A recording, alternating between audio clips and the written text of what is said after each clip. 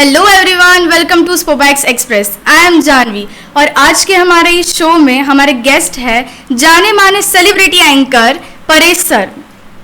Hello sir. Hello. आपने आपके इस करियर की शुरुआत कहाँ से की, किस एज से स्टार्ट किया आपने? एज का तो पता नहीं है पर काफ़ी समय हो गया है इस दौर में आते हुए।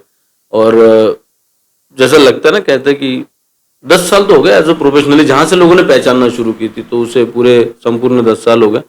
पर 10 साल पहले से भी कहीं ना कहीं कह सकते हैं हम लोग की बचपन से।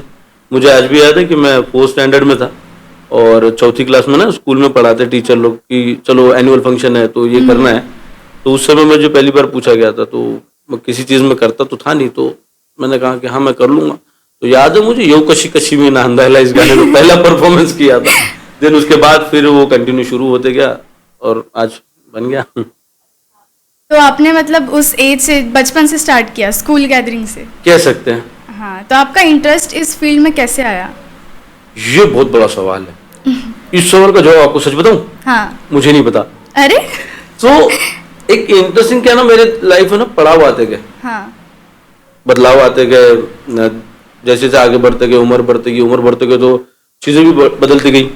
मुझे याद है, मैंने कहा ना पहला वो डांस हुआ था, उसके बाद फिर डांस से शुरुआत हुई स्कूल एनुअल फंक्शन में। फिर हमारे घर के पास गणपति, शारदा, वहाँ डांस कंपटीशन में उतरा करता था। वो एक चीज़ रही है, जहाँ भी परफॉर्म किया पहले ही आया। अरे वाह। तो वहां से थोड़ा सा कॉन्फिडेंस लेवल ना आपका बढ़ जाता है। जब आपको ना मिलता है ना प्राइज वाइज मिल जाता है तो कॉन्फिडेंस बढ़ जाता है। तो फिर डांस हुआ, फिर बीच में गैप पड़ी। गैप पड़ने के बाद उसी दौरान मुझे कुछ लोग मिले जहाँ से मेरी एक्टिंग की शुरुआत हुई। पहले महानाट्यों में काम किया, काफ़ी जगहों में मैंने नाटक में रोल किया और मेरे नसीब में शायद पहले से ही कैरेक्टर लिखे हुए थे, तो पहला ही रोल मुझे लेडीज का ही मिला था। मैं माता सीता बना था, पर डायलॉग बोलना नहीं आता था करके पीछे से कोई डायलॉग बोलता था और मैं आगे से एक्टिंग करता था। उस समय की बात है। ऐसा करते करते करते करते फिर धीरे धीरे आया दौर और एक समय ऐसा भी आया कि सब कुछ छूट गया था और आप घर पे बैठे हुए हो। तो जब बैठा था तो एक अचानक एक दिन एक लड़का आ गया, तो मुझे बोलता है कि यार इतना अच्छा तो आप करते हो, आप क्यों नहीं करते? तो मैंने कहा भाई अपने को चांस कौन देगा, ना किसी डायरेक्टर से पहचान है, कुछ नहीं, गली का एक लड़का नॉर्मल सा। तो वो बोले नहीं यार, मैं ना मेरे एक पहचान का है, उससे आप मैं बात कराता हूँ। तो मैंने कहा ठीक है, घर बैठे बोल रहा है, यकीन कर रहा है, वो मुझ पर यकीन कर रहा है। तो मैंने कहा ठीक है, आपकी बातों पे मैं भरोसा करता हूँ, चलो करते हैं। तो उन्होंने किसी से बात की तो मेरा ना छुपा हुआ जो बचा हुआ था वो फिर से आर्टिस्ट बाहर निकला और मैं उसके पीछे पीछे चल दिया। तो मैं कम से कम कह सकता हूँ कि 3 महीने उस बंदे के आगे पीछे घूमते रहा कि सर मेरे लिए कुछ है क्या, कुछ है क्या, कुछ है क्या। फिर एक दिन ऐसे ही उन्होंने मुझे लेकर गए और किसी से मिलाया, उनसे मिलाया, उन्होंने किसी और से मिलाया, उन्होंने किसी और से मिलाया। फिर ऑडिशन दिया और कह सकता हूँ पहले तो रिजेक्ट हो गया था, फिर तीसरे दिन फिर पास हो गया और पहला टीवी से शुरुआत हो गई। अच्छा, तो आपने पहला शो मतलब कौन सा किया ऐसा? मैं बताऊँ तो यकीन नहीं मानोगे, मेरा पहला शो था ही नहीं। क्यों मतलब? मेरे को पता ही नहीं था, जिस चैनल में मैं गया हूँ ना उनको पता था कि मेरे से क्या करवाना और मुझे नहीं पता था करना क्या है। तो उनको लगा कि मैं रिपोर्टर के लिए आया हूँ और मुझे लगा कि मैं एंकरिंग के लिए गया हूँ, क्योंकि मेरे ऑडिशन के दौरान मुझसे मिमिक्री करवाई गई। किसी ने कहा सनी देओल की आवाज़ निकालो, किसी ने शाहरुख की, किसी ने संजय की।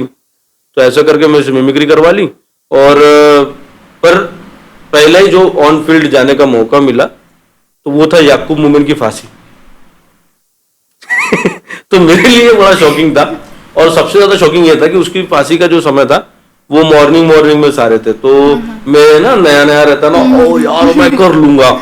तो मैं घर से ब्लेजर पहन के सुबह 7 बजे सूट बूट ब्लेजर पहन के मैं वहां देख रहा हूँ सारे चड्डे और बरमोड़े पे, मैं अकेला ब्लेजर पे। और पूछा है किसी ने तो क्या है, तो याकूब मोमेन की फांसी। मुझे पता ही नहीं, क्योंकि बम ब्लास्ट तो उन्होंने तब किए थे जब वो मैं पैदा भी नहीं हुआ, 93। तो उतना नॉलेज नहीं था, परंतु वो एक शॉकिंग एक्सपीरियंस रहा मेरे लिए। पर उस समय मैं कुछ चीज़ें बोल गया था एंकरिंग के दौरान। तो जो हमारे इधर के दिग्गज पत्रकार थे, रजत सर, सरिता मैम, ऐसे बड़े बड़े लोगों ने मेरी तारीफ की थी, तो मेरा एक कॉन्फिडेंस लेवल और अप हो गया। तो वहां से फिर से टीवी की शुरुआत हुई।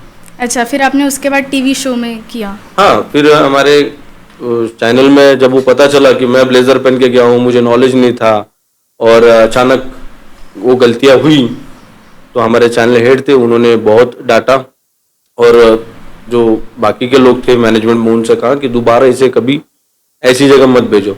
तो बात ऐसा था कि फिर अब कहाँ भेजना है। तो मेरी वॉइस का जो जोनर था, तो वो कहा गया था कि बॉलीवुड के लिए इसको भेजो। तो फिर मुझे अक्षत सर थे, उन्होंने बोला कि चल आज मैं तुझे लेके चलता हूँ। तो मुझे लेके गए और मुझे आज भी याद है, मेरा पहला कॉन्फ्रेंस था brothers movie, Akshay Kumar Siddharth Malhotra. Wow, पहले ही मस्त मिल गया। खास बात तो ये रही ना भाई, जिसको आप ना टीवी पे देखते हो वो तुम्हारे सामने है। और शॉकिंग तो ये था कि मेरे जो दादा अक्षत सर जो थे, उन्होंने एक बात मुझे शुरुआत में सिखाई कि बोले अगर आज तू पीछे बैठा तो तू लाइफ टाइम पीछे बैठेगा, और आज अगर तू चुप बैठ गया तो तू लाइफ टाइम चुप बैठेगा। तो आज तू आगे बैठ और चुप मत बैठ, सवाल पूछ लेना। मैं भाई गया, बैठा हूं, अनाउंस हुआ अक्षय कुमार सिद्धार्थ मल्होत्रा दोनों आंखों के सामने, इतने 1 हैंड डिस्टेंस के ऊपर। भाई अलग ही लेवल। तो पहले तो शौक था काफी समय तक, और फिर बाद में हमारे यहाँ की मीडिया भी ऐसी है कि सवाल ही नहीं पूछते। तो एक ही सर थे, वही सवाल पूछे जा रहे थे, वो भी पूरे इंग्लिश में, और इंग्लिश मेरी जो है उसको मैं नहीं जमता, वो मुझे नहीं जमती। तो फिर मैंने अपनी यहाँ की हिंदी, नागपुरी हिंदी का इस्तेमाल करते हुए मैंने सवाल पूछा। पहली बार अक्षय कुमार से बात कर रहा हूँ, पहला सवाल पूछा और वो आगे से बोलता भाई सही सवाल किया। तो कॉन्फिडेंस लेवल और बढ़ गया। उस दौरान मैंने कहा, मैंने अक्षय कुमार का पहला इंटरेक्शन हुआ था मेरा, जब सवाल जवाब हुए थे, 1-to-1 हुआ था। तो उसके बाद फिर कॉन्फिडेंस लेवल अब हो गया, बढ़ते गया। उसके बाद मैंने काफी सारे इंटरव्यूज लिए, जैसे आज आप हमारा ले रहे हैं, वैसे मैंने उस समय बहुत सारे सेलिब्रिटीज का इंटरव्यू लिया। मैंने राजपाल यादव से लेके इमरान हाशमी तक सभी के साथ इंटरव्यूज किए। तो उस दौरान क्या हुआ करता था, सारे लोग ना तारीफ करते थे। इंटरव्यू जब आपका अच्छा हो जाता है तो लोग बोलते हैं, जब तो तारीफ करते थे। तो काफी लोगों ने मेरे से ये बोला कि यार तुम इतना अच्छा करते हो, मुंबई क्यों नहीं जाते। तो मैं उस समय कहा करता था कि यार सर सभी मुंबई जाएंगे, नागपुर में राज कौन करेगा। तो इस बात पे हंसते तो थे, बट एक था कहीं ना कहीं कि मुंबई जाना है यार, क्योंकि सारे लोग वहीं जाते हैं। मुंबई सपनों की नगरी है, सभी की इच्छाएं है, वहां पर सपने हैं, ड्रीम्स है, अपने खुद के भी है। तो एक मौका मिला उसी चैनल के दौरान कि मुझे इनवाइट किया गया था गौरव सम्मान अवार्ड के लिए। तो पहली बार था और मुझे वो कवर करने के लिए जाना था। तो एक चीज हुई, जैसा आपने मुझसे शुरुआत में पूछा ना कि आपका नाम क्या है, तो आप पूरा नाम जानना चाहते थे, पर फिर भी मैंने आपको क्या बोला एंकर परेश।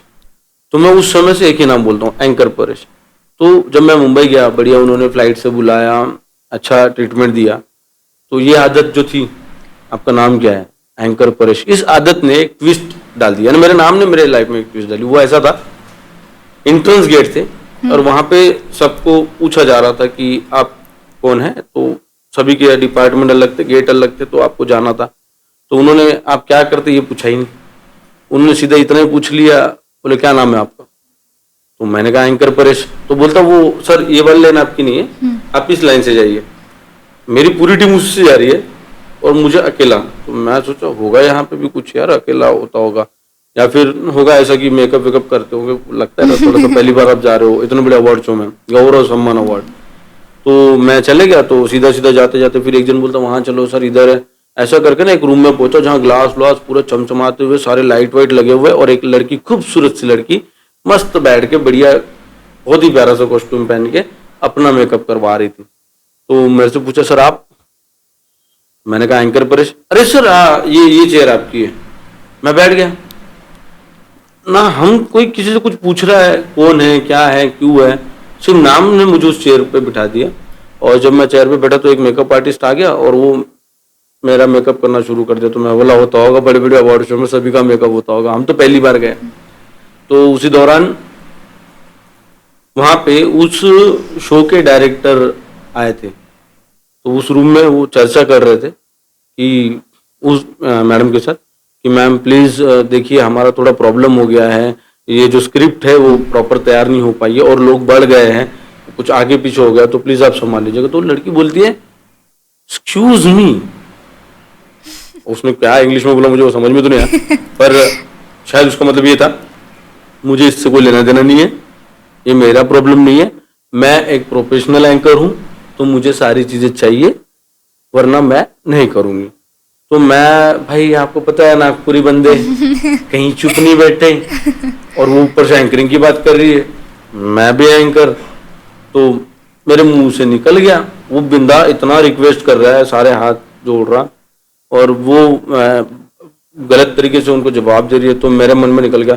तो बोले उसने बोला बोले मैं कैसे करूं, अगर आप मुझे स्क्रिप्ट नहीं देते तो मैं कैसे करूं। मैं कहाँ चुप बैठना, तो मैंने बोल दिया, मतलब प्रेजेंस ऑफ माइंड से बोले excuse me who are you, anchor Paresh. जैसे एंकर परेश बोला वो डायरेक्टर पलटा, बोलता भाई आप कर लेते हो। मैंने कहा मैं कर लेता हूँ। बोले आप कर लोगे, इसके पहले कभी किया है? मतलब टीवी पे काम करता हूँ, भले ही अपना नागपुर लोकल चैनल पे काम करता हूँ, मैंने टीवी पे काम करता हूँ, कर चुका हूँ, कर सकता हूँ, कर लूंगा, इनसे तो अच्छा ही कर लूंगा। तो उन्होंने बोला ठीक है, आप प्लीज, बोले इतना रिक्वेस्ट है, ये ऐसा ऐसा स्क्रिप्ट है, ये दिया है। मतलब स्क्रिप्ट छोड़ो, शुरुआत बताओ कहाँ से करनी। बोले दीप प्रज्वलन है। वहां तो सारे आर्टिस्ट बैठे हुए, जॉनी दादा बैठे हुए, बड़े बड़े कलाकार, शुभम मैम बैठी हुई है, सारे अच्छे अच्छे बड़े आर्टिस्ट बैठे हुए, और एक सीट खाली थी और मुझे वहां मेरा नाम दिखा। तब मुझे समझ में आया भाई ये सीट मेरी थी, और मैं किसी भलती सीट पे जाके बैठ गया हूँ, और अब मैं स्टेज पे हूँ। तो मैं स्टेज पे आके डायरेक्ट वही मेरा स्टाइल, हेलो नमस्कार आप सत श्री अकाल, मैं एंकर परेश आप सभी का स्वागत करता हूँ। आज मुंबई में बहुत ही बढ़िया सा दिन चल रहा है, और आज हम सब आए हैं गौरव सम्मान अवार्ड में यार। तो आइए शुरू करते हैं दीप प्रज्वलन के साथ, और दीप प्रज्वलन के नाम थे मेरे पास। तो मैंने बुलाया, शो शुरू हुआ, शो काफी अच्छा चला। उस दौरान वो फीमेल लेडी फिर से आई, और वो फिर से डेस्क पे आकर खड़ी हो गई, और वो शुरू कर दिया उसने अनाउंस करना। तो फिर वो उसने बोला होगा, बोले उसको हटाओ, शो शुरू तो हो गया है, उसको पेमेंट लेना होगा, बोले हटाओ। तो वो आए, उसने सीधा बोला मैं नहीं हटाऊंगा, अब आप दोनों को मिलकर करना होगा। भाई साहब इंटरटेनमेंट अच्छा कर रहे हो, उनको इंटरटेनमेंट करने दो, और आप जितने अवार्डी है उनके नाम ले लो। तो ये जो दौर चला बहुत अच्छा चला। फिर अंतिम में ऐसा हुआ कि उस पूरी कमेटी ने, उस पूरी टीम ने इंस्टेंट में एक नॉमिनेशन लिया, और वो था बेस्ट एंकर अवार्ड का।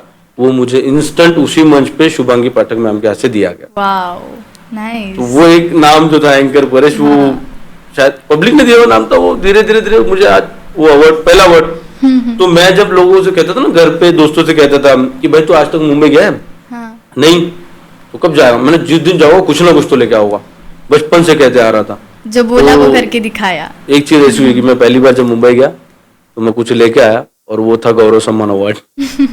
Best anchor award. जी। तो ये था आपका बेस्ट एक्सपीरियंस, मुझे खतरनाक। लगता है ना। ऐसे ही एक आधी वर्स्ट एक्सपीरियंस भी आया ही होगा, मतलब आप कुछ कर रहे हो और मतलब होता है ना, ऐसे कुछ ना कुछ तो हो ही जाता है होता shows है, में। काफी बार हुआ है। हाँ। और बहुत बार होते रहता है, पर उसे अगर नहीं संभाल पाओ आप, तो मुझे लगता है फिर आप एंकर नहीं। अगर आपसे तो होती भी होगी, काफी लोगों से गलतियां होती होगी, पर मेरे से भी अगर हुई है और उस गलती को मैं अगर नहीं संभाल पाया, तो फिर एक बार ऐसा हुआ था कि मैं मिमिक्री आर्टिस्ट हूँ, I am entertainer, I am comedian, I am stand up comedian. तो मैं एंटरटेन करना चाहता हूँ लोगों को, और उस समय सरकार मोदी जी की। तो भाई साहब अब मैं ना नई नई आवाज सीखा हूँ, और आवाज थी मोदी जी की। तो मैं पब्लिक में गया और सारे लोगों को, सेलिब्रिटीज की आवाज निकाल रहा था अलग अलग, और फिर मैंने बीच में ही बोल दिया, भाइयों बहनों मित्रों मेरे देशवासियों। जैसी बोला, नहीं भाई एक बंदा था जिसको चलना भी नहीं आ रहा था, वो बंदा आया उतर नीचे।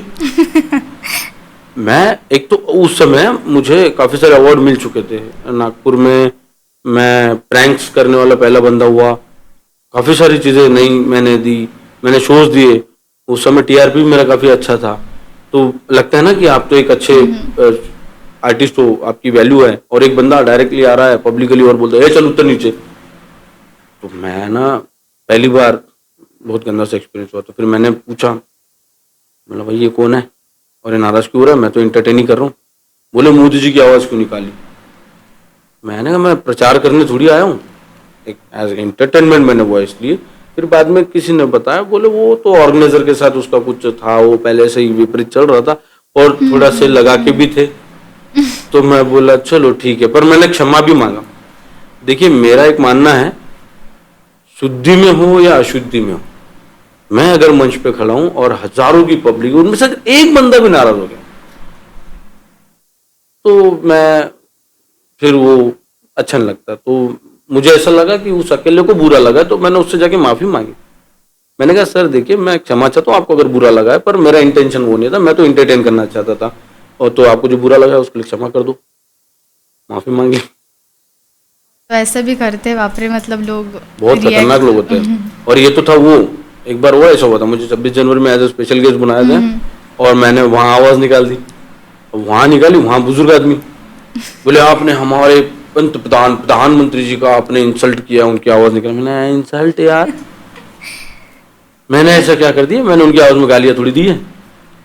अच्छी बातें बोलता हूँ मैं, स्वच्छ भारत अभियान के बारे में बोलता हूँ, बेटी बचाओ बेटी पढ़ाओ के बारे में बोलता हूँ, भ्रूण हत्या के बारे में बोलता हूँ। मैं जब भी उनकी वॉइस निकालता हूँ, मैं एक अच्छा सा मैसेज देना मेरा एक बनता है, क्योंकि बहुत उम्दा आवाज और बहुत बड़े इंसान शख्स की आप आवाज इस्तेमाल कर रहे हो, और जो लोगों के लिए मोटिवेशन है, सब कुछ बहुत सारी चीजें उनसे अगर आपको मिलता है, सीखने मिलता है, तो उस इंसान का आवाज आप गलत तरीके से इस्तेमाल नहीं कर सकते। तो मैं कभी भी एक अच्छे मैसेज के साथ उनकी वॉइस इस्तेमाल करता हूँ। और अगर आप मतलब ऐसे एक शो में गए हैं और वहाँ पे कभी कभी होता है ना टाइम मैनेजमेंट की वजह से या फिर कुछ इस वजह से ऑडियंस क्या नाराज़ हो जाती है या फिर वो करती है, तो वो सब जो क्राउड का मतलब वो जो रहता है ना, वो सब आप कैसे संभाल लेते हो फिर मतलब? कभी कभी नहीं होता है, ये नागपुर सिटी में हमेशा होता है। हाँ हाँ, एक्चुअली मतलब टाइम मैनेजमेंट बहुत ही होता है ना। लोग कहते हैं आज हम अपना जो इवेंट रहेगा, अपना जो प्रोग्राम रहेगा, सर देखिए 6 बजे आ जाना आप। हाँ, तो मेरी आदत है मैं आधे घंटे पहले पहुंचता हूँ। तो मैं वहां चले गया, बिफोर टाइम। मैं देख रहा हूँ भाई ये खुद ही रेडी नहीं है, ऑडियंस आके बैठी हुई है और एंट्री के बाद शुरू करना है।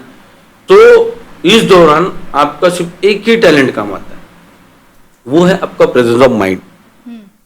अगर आप एंकर है, होस्ट है, तो वहां आपको समझ में आ रहा है कुछ तो गड़बड़ हो रहा है, उस समय अगर आप कुछ कर लेते हो तो कभी नाराज नहीं होती ऑडियंस। और ऑडियंस समझने के लिए विद इन 30 सेकंड लगते हैं कि आपका ऑडियंस क्या है, किन बातों से वो खुश होगा, किन बातों से उनको नाराजगी हो सकती है।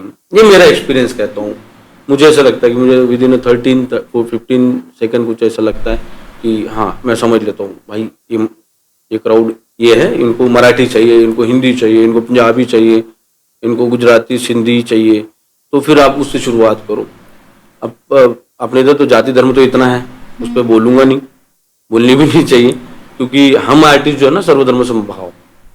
मुझे तो आप अगर चेक करते हैं हमारी आईडी, तो उसमें सारे प्रकार के कैरेक्टर मैंने अभी तक किए। मेरी शुरुआत जो रही नाटकों की वो जैन फैमिली में हुई है। मैं 3 साल उस फैमिली में रहा हूँ, उस समाज में रहा हूँ। मुझे परेश जैन के नाम से बुलाया गया, या एंकर परेश से पहले। उसके बाद मैं पंजाबी, सिंधी, गुजराती और सारी समाज पकड़ लो आप मोस्टली, और काफ़ी सारे मैं प्रोग्राम्स किए मैंने उनके साथ में।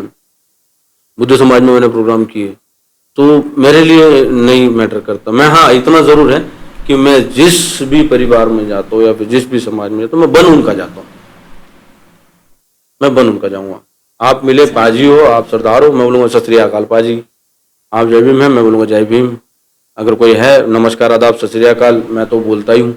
तो ये है मेरे लिए, वो इम्पोर्टेंट नहीं करता, और किसी भी आर्टिस्ट के लिए नहीं करना चाहिए। ये हमारे लिए बनाया गया नहीं है, तो क्राइटेरिया है पॉलिटिशियंस के लिए, मैं मानता हूँ, हम जैसे कलाकारों के लिए नहीं। आपने अब तक किस प्रकार के शोज किए, ब्यूटी पिजेंट्स और मतलब वो सब किया आपने? मैंने तो अभी शायद ऐसा बोल सकते हो आप कि ऐसा कोई बचा ही नहीं लाइफ में कि जो शो नहीं किए। और ब्यूटी पिजन की बात करूँ तो मैं पहला बंदा हूँ जिसने नागपुर शहर में टीवी रियलिटी शो शूट किया है, वो भी पूरा मेकअप आर्टिस्ट के ऊपर, कोरोना के जस्ट बाद में। फिर पहला एक्सपीरियंस था, काफी सारे लोग नए मिले, पुराने मिले, नागपुर के कलाकार उसमें मेरे साथ दिए, काफी सारे लोग यहाँ पर उन्होंने मुझे सपोर्ट भी किया। तो पर कहते हैं ना कि पहला प्रयोग है, एक्सपीरियंस आपको आएंगे, अच्छे और बुरे आएंगे। तो मुझे पहली बार एक्सपीरियंस बहुत ही अच्छा है। कुछ लोगों ने मेरा फायदा उठाया, कुछ ने मेरा फायदा करा के दिया, और बस आज भी प्राउड फील होता है कि वो पूरी टीम मुझ पे इतना भरोसा करती है कि आज भी अगर मैं कोई प्रोजेक्ट खड़ा करूं तो फिर से मेरे साथ काम करने को तैयार है। तो अगर आप ऐसे कुछ बड़े शोज में जाते हो तो उसके लिए पहले से आप क्या मतलब प्रिपरेशन कुछ करते हो, या कैसे प्रिपेयर, क्या मतलब कैसे प्रिपेयर करते हो आप बड़े बड़े शोज के लिए? कसम बताऊं, हाँ, मुझे खुद नहीं पता होता कि मैं जहां जा रहा हूं मैं आज क्या करने वाला हूं। आप प्रिपेयर नहीं करते? बिल्कुल, आज ही भी आया तो मुझे कुछ नहीं मालूम था, मुझे नहीं पता था कि क्या यहाँ होने वाला है। आप मुझे से किस प्रकार के सवाल पूछोगे, कॉमेडी होने वाला है, सीरियस बोलना है, किसी मुद्दे पे बोलना है, क्योंकि आजकल मुद्दे बहुत चल रहे हैं। तो आज मुझे लगा ऐसे ही कुछ चल रहा होगा, तो फिर बाद में चलो आप जो पूछते जा रहे हो उसके मैं जवाब देते जा रहा हूँ, तो यही रहता है। मैं कभी ऐसे हुआ नहीं। और किसी ने बोला ना मुझे कि आपको ये स्क्रिप्ट दी जा रही है, आप ऐसा करोगे ना, मैं पहली बात मुझे याद ही नहीं होता, तो मैं स्क्रिप्ट करूँ क्या? आज तक का रिकॉर्ड है, मैंने कभी स्क्रिप्ट का इस्तेमाल नहीं किया। मुझे बस नाम चाहिए रहते जिनके साथ मैं हूँ, जिनके साथ मैं प्रोग्राम करने वाला हूँ, फैमिलीज के नाम, कंटेस्टेंट के नाम। तो सारे प्रकार के शोज करता हूँ, और मुझे ज़्यादातर पसंद है लाइव कॉन्सर्ट्स, जो डांस कॉम्पिटिशन्स होते हैं बड़े बड़े, तो ये मुझे बहुत ज़्यादा पसंद है। तो बस घुस जाते हैं।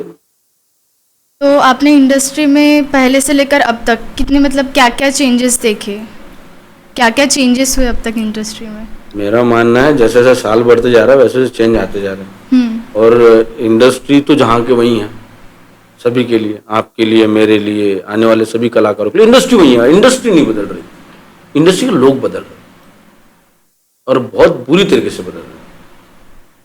इस बात का थोड़ा सा दुख होता है, क्योंकि मैं इतना बड़ा कलाकार तो नहीं हूँ कि इस मुद्दे पे इतना बोलूँ, पर मैंने जिन लोगों के साथ काम किया है और आज उनको देखता हूँ तो मुझे बुरा लगता है। हम उनसे सीखें। आज बहुत से ऐसे कलाकार हैं जो अभी भी हैं, अभी मैं अगर बोलूँ तो काफ़ी अच्छे कलाकार नागपुर में हैं। मैं खुद जिन्हें गुरु मानता हूँ वो लोग भी है, वो भी अच्छा काम कर रहे हैं। बट जो उस तरीके से अब कुछ कह सकते हैं हम लोग, कुछ पुराने कलाकार भी हैं जिनका इस चीज़ में है गलत, और कुछ नए कलाकार उन्होंने भी ट्रेंड चेंज करके रखा है। आज आप अपना काम कर रहे हैं, इतना एक्सपीरियंस अगर आपका आ रहा है, आपको एक्सपीरियंस के ऊपर वैल्यू होनी चाहिए। टैलेंट है, देखिए अगर मुझ में टैलेंट है तो जिसे मैं पसंद हूं मुझे ही बुलाएगा। जिसको शाहरुख पसंद है उसको शाहरुख को ही बुलाएगा, जिसको सलमान पसंद सलमान ही बुलाएगा। ऐसा तो नहीं होगा शाहरुख पसंद सलमान ला लो, सनी ला लो, जिसको जो पसंद वही लाएगा। वो है अपना खरीदा हुआ, वो है ना, वो पाया हुआ जनता से, वो है टैलेंट जो अपने अंदर है, इसीलिए सब लोग अपने बुला रहे। कुछ लोगों ने उसका बहुत गलत इस्तेमाल किया, जैसा कि कोरोना के बाद से ज्यादा हुआ है। मान लीजिए एक समय हम काफी हाईएस्ट पेमेंट चार्ज किया करते थे, पर कुछ हमारे दिग्गज कलाकार, हमसे बड़े कलाकार, वो डाउन पेमेंट में काम करना शुरू कर दिए। उनके चक्कर में जो अच्छे कलाकार थे उनको डाउन होना पड़ा, क्योंकि पेट सभी को लगा है, काम सभी को करना है, और हम तो यही काम करते, इसके अलावा हमें काम भी नहीं आता। तो ऑब्वियसली, और आपने बस आपको काम मिलना चाहिए, इसके लिए आपने अगर इसका इस्तेमाल किया तो ये गलत बात है। आपने अपनी वैल्यू नहीं गिरानी चाहिए, मैं नहीं गिराता। हाँ, मैं ये बोलता हूं भाई, अगर आपने 1 महीना पहले फोन किया तो मुझे इतना अमाउंट चाहिए, 1 दिन पहले फोन किया और मैं फ्री हूं, मैं मान लूंगा आपकी बात।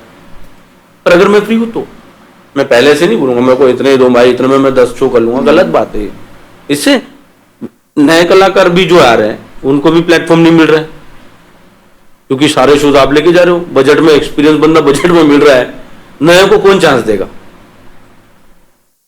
और एक्सपीरियंस के जो ज्यादा मनी चार्ज कर रहे हैं, पैसा चार्ज कर रहे हैं, उसकी जगह पे आप काम कर ले रहे हो, तो उस बंदे का तो पेट मर रहा है। तो ये थोड़ा सा लग रहा है, बाकी तो इंडस्ट्री जहां के वही है, अच्छी है, बड़ा मजा आता है, और मुझे कोई फर्क नहीं पड़ता, कौन क्या कर रहा है, मुझे इतना पता है मैं क्या कर रहा हूँ और मुझे करना क्या है। मैंने आज तक कभी किसी के हाथ में नहीं जोड़े हाथ पैर, कृपा है ऊपर वाले की, कभी जरूरत भी नहीं पड़ी। और सभी के साथ संबंध अच्छे हैं, हर किसी के साथ।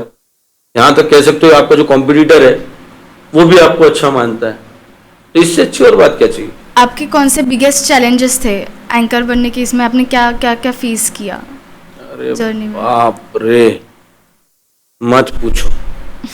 मैं मेरे हर काम को चैलेंज के हिसाब से लेता हूँ।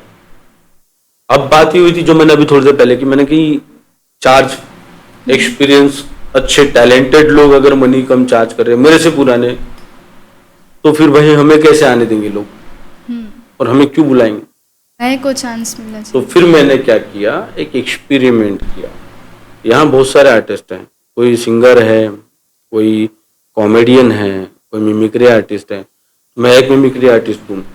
तो